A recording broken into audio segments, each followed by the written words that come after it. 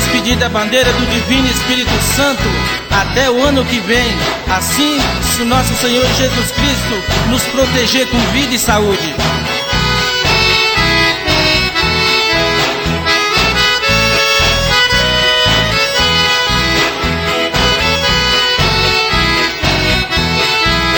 A despedida,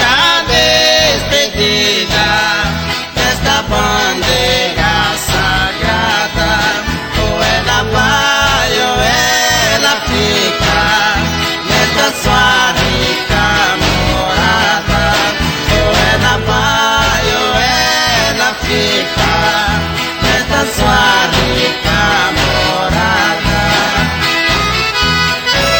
Até o ano que vem, se Deus quiser.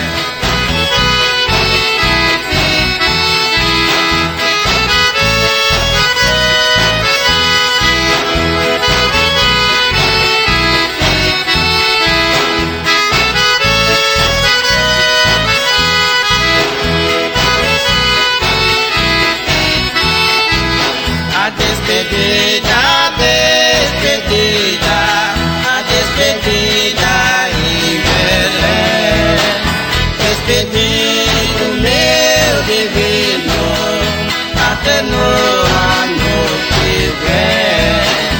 Despedindo meu divino, até no ano que vem. A bandeira do Divino, no dia 15 de maio de 1995, vai sair pro giro de novo, meu povo.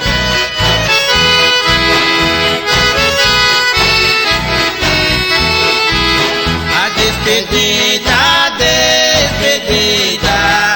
desta bandeira sagrada, ou ela vai ou ela fica nesta sua